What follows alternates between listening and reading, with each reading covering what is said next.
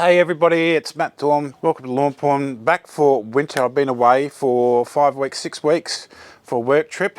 Nothing has happened to this lawn. It is looking great all the same. This was mowed while I was away twice a week by the Mimotion Yucca Mini, and I had that out to the front till recently. Actually, someone tried to flog it the other night, so taken it away. I've taken the temptation away, but I'm back now. Going to get on to some winter tips in this video. Also going to talk about the new program, which will be out in the next couple of days. So let's get your lawn on. Matt is mowing the lawn. Matt likes the lawn.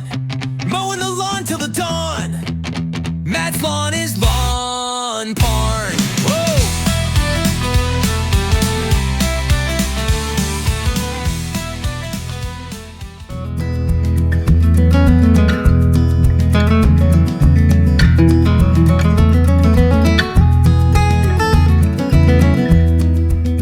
The work trip away was a little bit unexpected, so I had to have come up with some sort of solution to look after the lawn while I was away, because I knew my wife wouldn't be able to do any mowing. And the Mimotion Yucca Mini just really did a fantastic job out the front, cutting to 20 millimeters, and which is its lowest point there, and it just did such a great job. And really it just put my mind at ease too, because the lawn is keeping nice and manicured, and that really helps with thatch management and everything else. So as you can see, it's looking great, and there's been no inputs for like the last 6 weeks because I've been away, and that really shows the strength of the program, and also that you don't really have to fuss about things too much at the end of autumn, as long as all your fertilisation is all up and everything else. That leads me to my first tip about winter, and it's mowing. You don't have to mow that much. I mean, mowing frequency goes down because the growth isn't there. You don't want to be mowing aggressively, simply because if you dig into it or injure it in some way during the mow, then it's going to stay there for pretty much the whole of winter, because the lawn is really starting to slow down now in growth. So this mow here isn't really much of a mow, it's just to suck up all the leaves and crap that's on the lawn.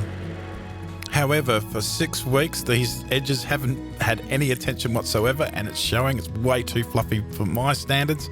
And yeah, look, it just is not great having sort of fluffy edges like this that are a little bit unkempt, and it just doesn't make your lawn look any good. And I was really thankful to get into the edges, and that's something the robotic mowers don't do. They can't do edges to this precision, unfortunately.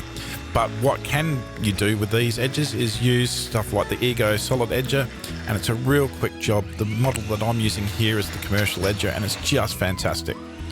So now getting into my usual workflow, once I've done the edges, I blow the material onto the lawn, ready for it to be picked up for when I do the next bit of mowing.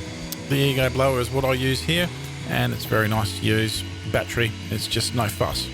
So now getting into the mow, it's been doing really well at 20 millimeters, and I got this down to 18 millimeters on the mower. And once again, following the rule, that first rule of winter is that you don't cut aggressively and you don't cut often. And basically, I'm going to be probably doing this about a fortnight, I reckon, every once a fortnight, and mow tall, mow less, and don't worry about it. You'll be right. So I didn't take much off it at all. That's what we got. It's a very light chop, and it's looking insanely better.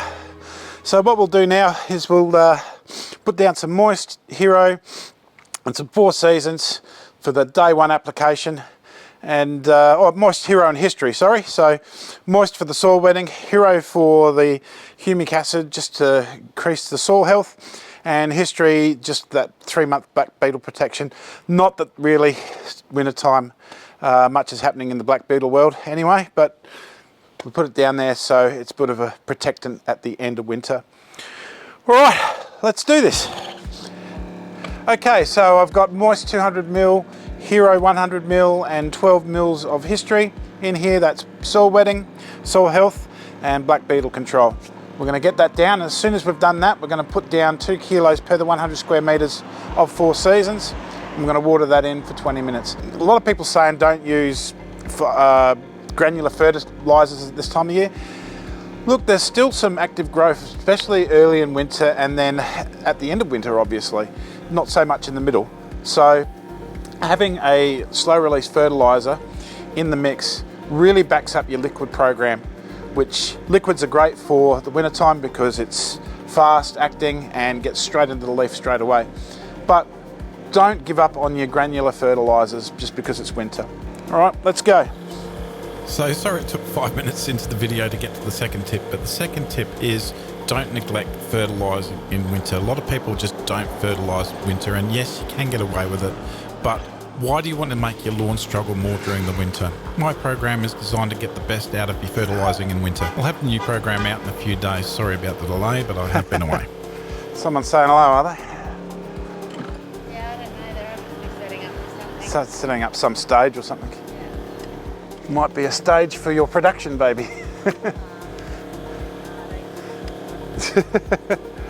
So if you're going to do any fertilising, do this day one application, which is what I'm doing here. Moist for soil wetting, Hero for soil health, and History for a bit of residual black beetle protection, although it's not really a black beetle time of year. Although, you know, you do get some that hang around. Look, this is a great little app to do, and then straight away I put down the 4 seasons straight after I've done this and water it in for 20 minutes. Now, 4 seasons is a brilliant little product. It's a dual slow controlled release fertilizer, nitrogen and potassium, and it's also got iron in there for colour. So, you know, it's not going to be the greatest change that you're going to get this time of year. It's more of a summer and spring type product, but certainly really going to help you out. So once you've got all that down, water that in for 20 minutes, and this will bring me to my next tip, watering. So don't think that you can just turn off the watering, especially in my area. It's a desert area. We've only had 2 rains for the whole year, so that's no good. But if you've obviously got more rain in your area, you might be able to get away with it. But just keep an eye on your lawn and must make sure that it is well hydrated. So I'm pretty impressed with the results here, considering I haven't touched it for 6 weeks. And yeah, it's all coming together pretty well, I think. And it's going to go into the dormant season in great condition, which is what I want. I've ignored the back for way too long, but it's going to do the same workflow here, and the holes are due to placement of the robotic mowers that I test, but also a couple of dog holes there, and they're not going to repair up at this time of year, unfortunately.